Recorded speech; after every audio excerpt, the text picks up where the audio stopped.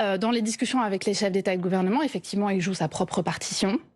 Il est systématiquement en soutien de Poutine, en opposition à l'Ukraine, en soutien à toutes les actions de Donald Trump, y compris quand elles sont brutales vis-à-vis des Européens. Nous, ce qu'on porte avec le Parlement européen, c'est de dire un État, un gouvernant qui ne respecte plus nos valeurs fondamentales. Vous l'avez cité, vous avez donné des exemples. En Hongrie, aujourd'hui, l'état de droit est piétiné. Les juges sont mis au pas, les oppositions sont menacées, n'ont quasiment pas de temps d'antenne au moment des campagnes électorales. Donc nos principes démocratiques ne sont plus respectés. Nous, ce qu'on demande, c'est de retirer le droit de vote de Viktor Orban, parce que quand vous adhérez à l'Union européenne, vous adhérez à ses valeurs, à ses principes. Aujourd'hui, que la garde nationale russe a apporté donc un colis à l'ambassade de France, et à l'intérieur de ce colis, vous aviez des petites figurines, des petits soldats, des petites voitures, avec ce message: voici pour Emmanuel Macron, pour apprendre à jouer à la guerre et à se débarrasser de son complexe de Napoléon. Ça pourrait ressembler à une blague un petit peu potache, si on ne parlait pas de la garde nationale russe et de l'ambassade de France, mais cette anecdote, elle est assez révélatrice d'un discours qu'on entend dans les médias qui consiste vraiment à ridiculiser Paris.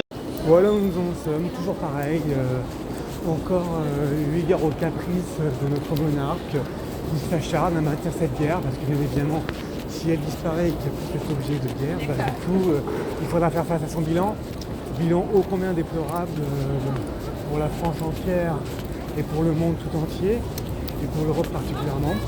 Donc une fois de plus, il s'acharne à vouloir maintenir cette guerre, cette pression sur les Français, sur l'Europe, à tenter d'aller voir ses alliés européens pour leur donner de l'argent, puisque Zelensky ne va pas s'arrêter, on donne un chèque, on en donne d'autres.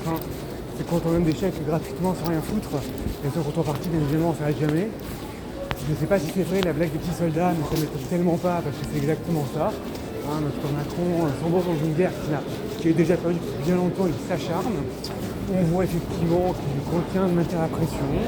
L'Europe, quand elle est une dictature, puisque même Viktor Orban, qui a effectivement un des seuls qui a un peu d'intelligence en Europe, avec Mélanie, effectivement pareil, on veut censurer, parce que bien évidemment, et la blague, c'est la belle arrière qui se fout de la gueule du monde. On ne laisse pas parler des oppositions, on ne laisse pas parler de ceci, on ne laisse pas parler de cela.